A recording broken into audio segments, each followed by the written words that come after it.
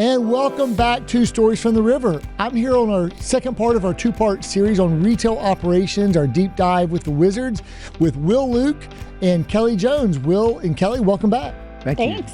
Glad to have you guys back. So last time you guys were here, we really dove into people, low turnover, lots of promotions, stability, bubbling up ideas in your chat and the culture and Gandalf. But we didn't finish our conversation. So I really wanted to kind of bring you guys back and say, you have had some elevated performances this year in terms of maybe all of your key performance indicators. Welcome to Stories from the River, a show in which we go behind the scenes at Broad River Retail. Will, take us through like some of the ones that you're most excited about, most proud of what you've achieved in 2023, our year to elevate. Yeah, there's so many to talk about, but I think today we want to talk about maybe the top two. So I'll talk about inventory in a second, but maybe let's start with Google and Kellie. Yeah. So Google. Okay. Love some Google. So Google, obviously we talk about Google with our guests because that's what's going to continue to drive traffic into our stores. Everybody Google. So of course we need to be the top so that they come see us. So 2023 was a great year for Google for our stores. So we actually had a few stores that were a little bit under 4.0 to start the year, but throughout the year we got every store above 4.0. Nice. And now our lowest store is at a 4.29. And this is a Google review. This is a Google, if you pull up Google, this is where our stores are at. Okay. What's our top store at? It's about a 4.8. Wow, that's strong. Yep. Mm-hmm. And what was your goal at the beginning of the year? Was it to just get every store above 4.0? Well, my goal was to get to every store to 4.5. Okay. Which we have 16 stores right now at 4.5, which is really exciting. Okay. We have 3 more that I think this month can get there with just a little bit more drive. So Gastonia, Durham, and Spartanburg. You're all over it. Love it. Okay. So that's Google, and then inventory, Will. Well, I think let's spin on that a little bit more. I mean, we're talking over 14,000 reviews on the year, and we don't worry about what the score is because we have a high trust that the experience we're delivering in the store is going to be great. We just want to make sure that we're getting credit for that.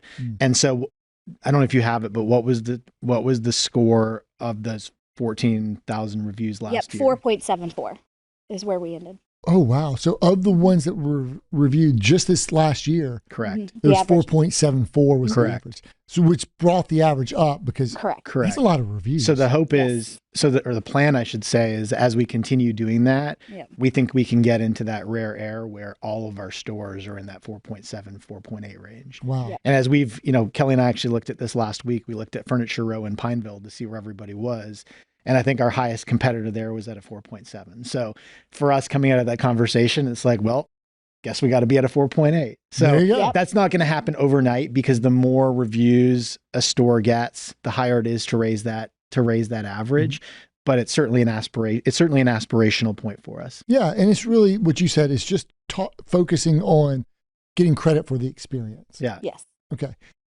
Permission to move to inventory? Of course. Okay, talk to us about inventory. Yeah, so it feels like every year we have our best inventory year ever. I mean, Corinne, Cassie, Christina, that team just continues to elevate how they support retail. And so it's something we're incredibly proud of. Last year, 31 retail locations, we counted over $50 million of merchandise. And our total shrink was right around about $51,000. And it's just mind blowing for me. I mean, I've been in retail almost 20 years. And I remember starting in retail, one of my first managers said for our store, our shrink bonus, he said it was a Porsche. He said, if we lose a Porsche this year, that's bad. If we only lose like a Honda Accord, we had a really good year. So to think that the whole enterprise, retail locations, only $50,000. We're incredibly proud of that. And it's about we were 154,000 last year, and last year was a good year. So the number just keeps getting lower, and we think, okay, like we have stores that are close to zero. Like how close can we get to zero as a company? And it's not just that result that we're proud of. So that's the net result, which impacts the company financials, but we also track the absolute variance, which is it's the ins and outs, right? So if let's say I have a a brown sofa and a black sofa, and I do a cycle count, and I'm missing the black one, but I'm over the brown one because maybe at some point along the way it was missold or mistagged, my net loss would be zero. But if those sofas both cost $1,000, my absolute loss would be $2,000. And we have some stores that were like under $2,000 on the whole year. As a company, 2022, we were a little over 600,000 absolute. 2023, we were at about 300,000. So that also shrunk in half over the year. And then I think what led a lot of that, this started as an idea from Corinne Reed, who's our manager of retail inventory. And we were just unhappy with our annual inventory program. We used a third party partner, and we were reliant on their people, their leadership, their talent, their background checks, their technology. And so the process of doing our annual inventory was so inefficient, so frustrating. It had an impact on the store. It certainly impacted revenue on the store because it was such a distraction. And then the result wasn't accurate. So we would do cycle counts in the new year, and we'd end up finding stuff that was missing because the third party folks maybe weren't counting with diligence. Our plan this year was to bring that program in-house. We've called it our SWAT program, or CI. Our inventory team is the CIA, and so inventory SWAT. So the stores that qualify for an inventory count, we're now sending in a Broad River team only. I know Kellie's been on some of those SWAT teams, our inventory team. And so it's our most qualified, our folks that are the best at research. They understand our systems inside and out.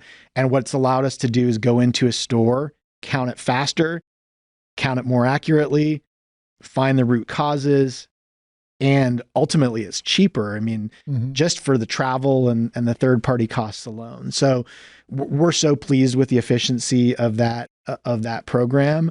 And it feels like a tough act to follow, but we're up to the challenge to try and save a little bit more money there. Well, there's so much there. That was quite a positive rant. So CIA stands for? The Chief Inventory Analysts. Okay. And your team's under this banner of retail operations. You've got the Wizards, the CIA, and then sales audit would be? The River Watch. The River Watch. So I call them the Coast Guard of Broad River. The Coast Guard. I got it. So you got three great identities. Yeah. Last episode, we really focused on the Wizards. Now you're bringing in the CIA with this team. And there's three members of the CIA? Yep. Okay. And you've got the SWAT program.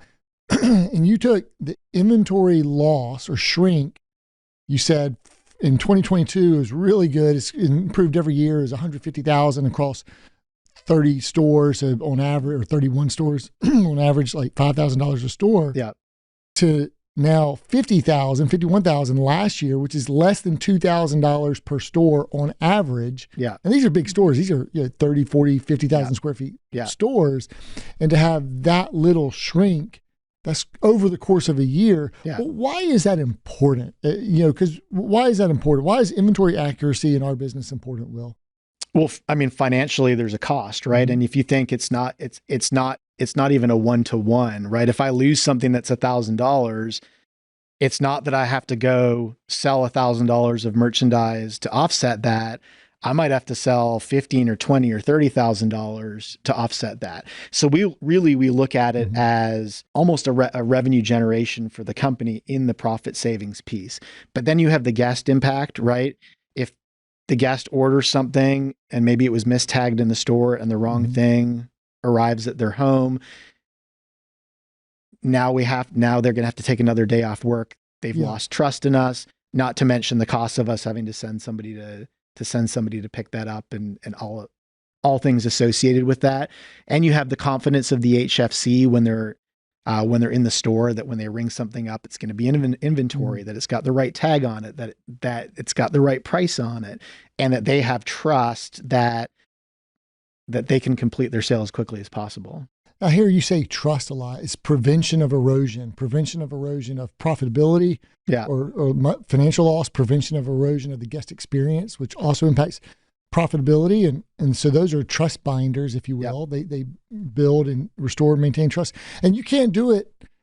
just by one in a silo. It takes like getting the sales team on board because they can, and when people know that stuff's going to be counted every single month, week, etc. There's one more stat you get complete buy-in. You know that there's eyes watching it, but the fact that you counted, would you say 50 million item SKUs? $50 million of $50 million cost value of merchandise. That's a lot. That's a lot of cheddar. Yeah. Okay. Well, those are some great KPIs in the area of Google reviews, and the inventory program. And being able to count it ourselves in-house and reduce that third-party cost and all the headaches associated with it. Those are some great wins. As you look at 2023 and the completed projects, I know you love a good project name. Yeah. What are some of the projects that were completed or that you would look back on and say, these were some good feathers in our cap from last year? There's so many, but some of the ones to talk about today, in 2023, we made a conversion from a legacy check provider to a check verification process for the guest, right? So believe it or not, there's still a high percentage of guests. I think if you take the cash and the check guests, it's still 5% of our business. And so surprisingly, there's still a lot of folks that pay with checks. We had a provider, where you could verify the check and see if it was good, if it was guaranteed, if we could release product. And we were having less than 10%, or I'd say in around 10% utilization in the store. And so what would happen is we would just take that check to the bank instead, wait 10 days. The guest has to wait. We have to physically go to the bank, wait for the check to clear before we'd release the product. And so Hope came to me at the beginning of the year and said, hey, can you help me with this? And so we worked together on this. Hope Stalker, she was a great partner on this program. And we talked to some other licensees to see what they were doing. Chris Levenberg and Dana gave me some good advice here with some experience that they've had in their prior lives too. And we landed on UTA, that's our new partner there. And they've just been phenomenal. How easy it is. It's mobile app based. So it's about as easy it is for you to mobile deposit a check in your personal bank account, it is for the store to verify that a check is good. And once we get that verification, Broad River is fully guaranteed on those funds. And so if it's approved, we can give the guest product. We don't have to go to the bank. We're good. And we, I think in the month of December, the report I saw is that we had about a 70% utilization on that. And that's actually, I don't even think that that's a fair representation, because there are certain checks that we just can't take, like a certified check. So if you look at that on maybe the denominator of what was eligible, the number would probably be a lot higher. And, maybe it's not the most exciting thing, but for us, it's just one more efficiency vehicle. It's one more way that an HFC can finish with their guest, have it be a seamless experience to the guest, and then get to their next guest quickly. What was that project called? That was called Project Checkmate. So we want to put an end to a cumbersome check-taking process. I love the names on identities and project names. Okay, what would be another project that you guys completed in 2023? Yeah, another one was Project Redeem, and this one Kellen Holmes. So this is something that Kellen Holmes identified as an opportunity, and she ran with this. And Kellen's in sales audit. She's on our sales audit but team. Also processes, I guess, is familiar with gift cards and employee purchases, things like that. Yeah, she facilitates our employee purchase program. And so, gosh, I can't tell you how cumbersome this process was. So we used a third party for our gift cards. And so if a guest had a gift card or an accommodation card, they brought it to the store. The store had to log into a third-party website to check that. It was a website that was not always on. It was a shared login that frequently got locked out. And we had to pay every single time we access the website, even just to do a balance check or to redeem those funds. Then once we verified those funds, we still processed those sales as an open balance because we couldn't move that money directly onto our orders. And so we had, I think in 2022, we had over $30,000 in write-off because we used that payment method, but we didn't have a corresponding credit.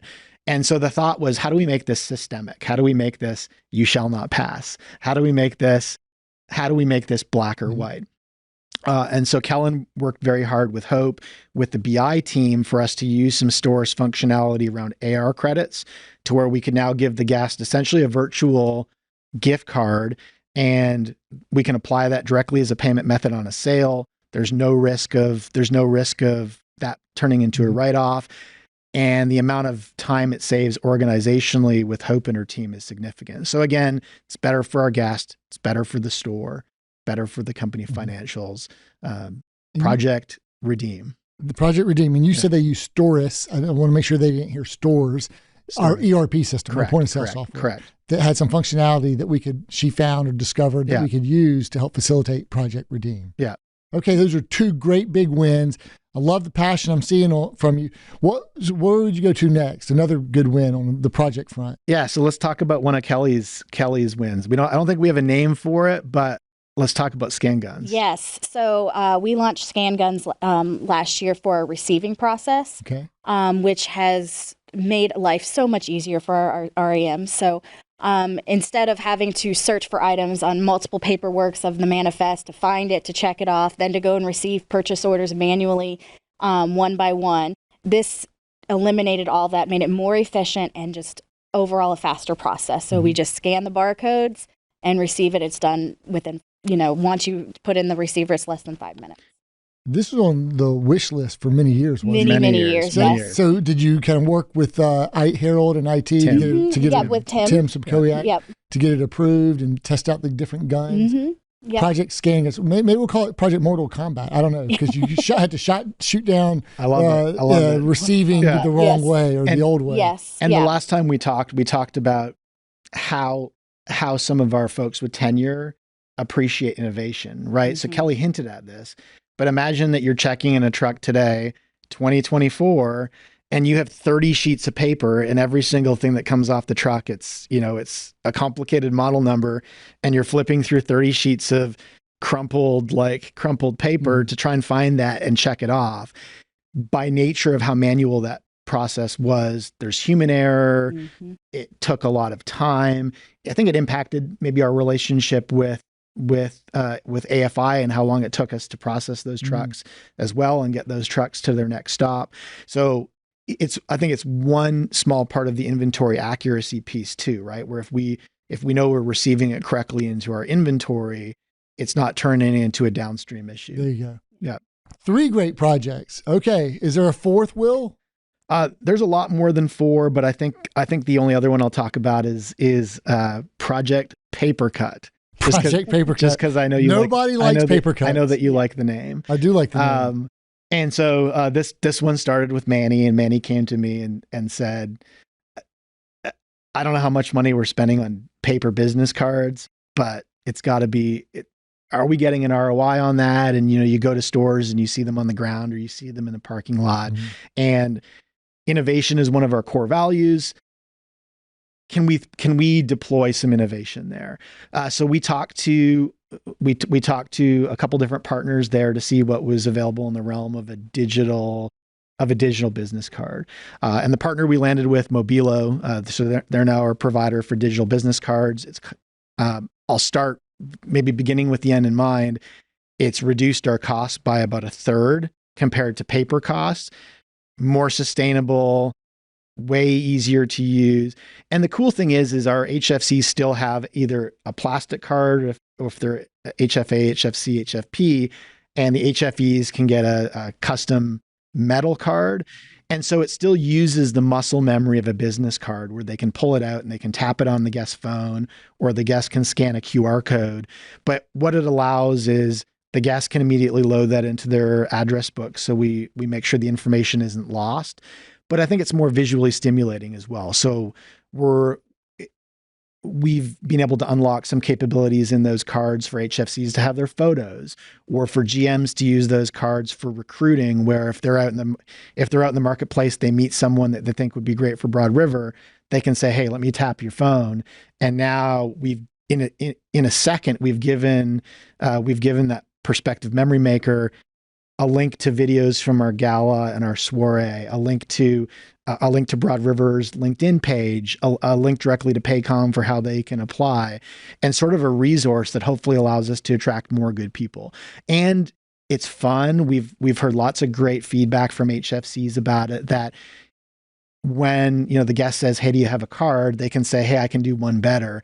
And it's kind of a fun conversation that I think makes us memorable, right? And it's one more thing that in an age of choice, hopefully one more reason that a guest would choose us. And maybe a future HFC would choose us. Yeah, a lot of change management taking place. Okay, so Project Papercut, and we'll put the links to Mobilo and some of the other UTA and some of the other providers we've mentioned here. We can put those in the show notes. So Project Checkmate, yeah, Project Redeem, the gift card program.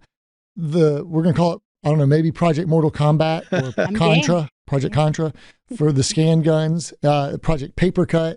And then was there something about Docusign that you did that you want to talk about? What we've seen in the last few years, and I think partly with the pandemic, is the amount of business that we do that we would call a phone order has increased. So in 2023, we did about $20 million over that we'd call a phone order. That's so the guest was not in the store. And this could be a guest that maybe was in the store, needed to go home and measure, maybe wanted to add on an item, or it could be a guest that just called us and said, "Hey, I live an hour away from the store. I know exactly what I want. Can I do this?" And of course, we want to provide that solution to the guest. But unfortunately, in this day and age, taking those mobile payments also introduces an element of risk for us from a fraud standpoint. And so we did have some checks and balances there in the past, that the feedback we got is that it was cumbersome for the HFC, it was cumbersome for the guest, and sometimes the guest just walks away from it, right? And that's lost revenue, right? And so we do our phone order process through Docusign. They've been a great partner for us. And what we learned through Docusign is that they have the ability to do ID verification for us. So it uses Nexus Lexis, kind of those questions, did you own a Toyota Corolla, a 1997 Toyota Corolla? Did you live on this street?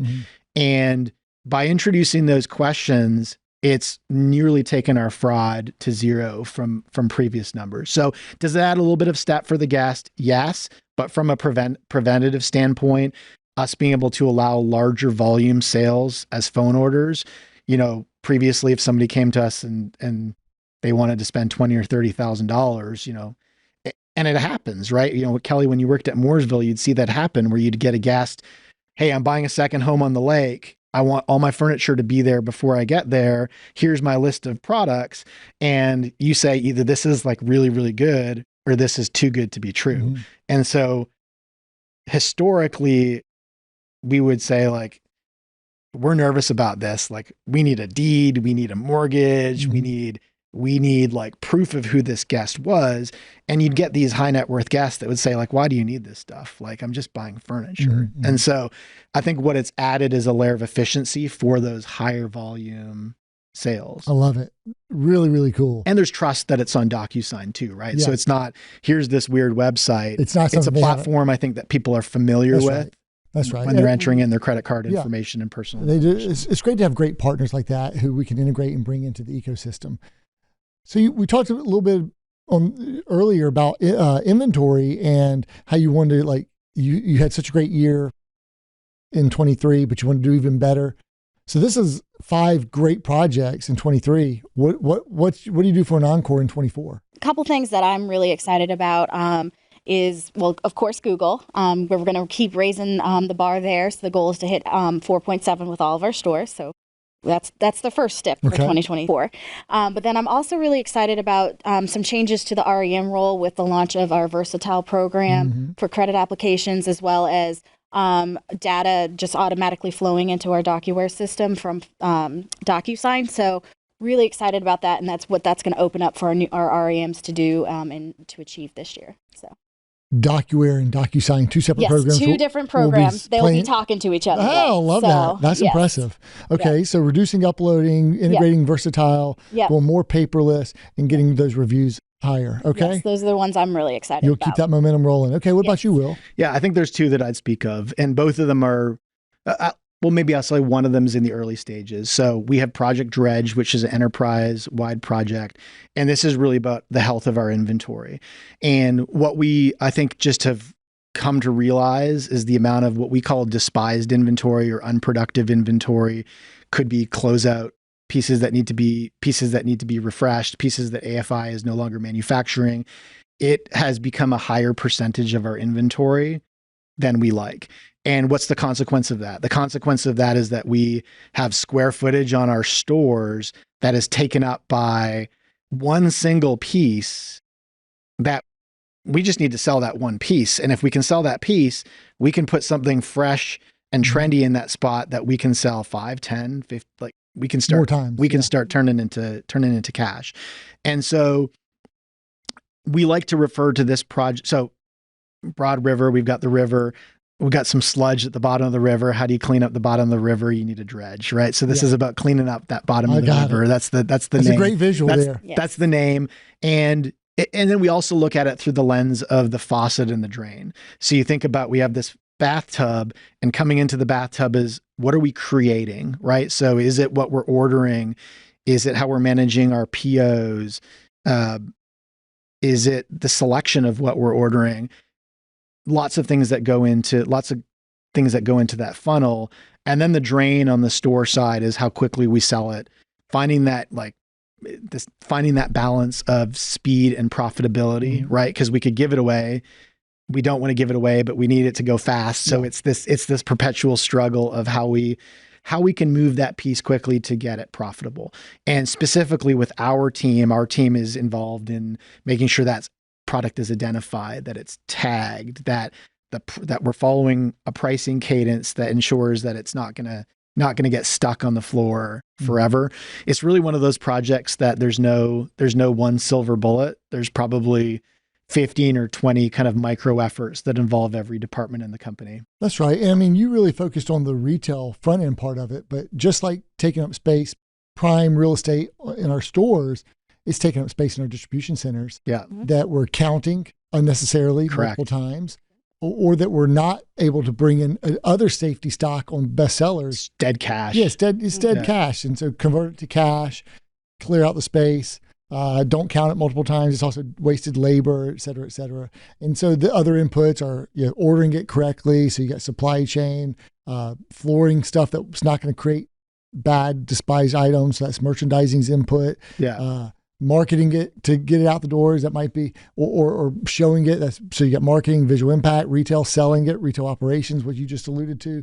Finance has operations, home delivery, making sure we don't ding it up or damage it. What would a 1% impact to sales be, or what would a 0.5% impact to sales be by having those profitable pieces? So collectively, these efforts can add up to something very big if we can really optimize our floor assortment. No doubt. What else for 2024? Yeah. So the thing that keeps me up the most at night probably is our order accuracy program, right? So that is making sure that a guest is set up for success on delivery, that what they intended to order is what arrives at their house, that the guest is home and aware that the delivery is happening.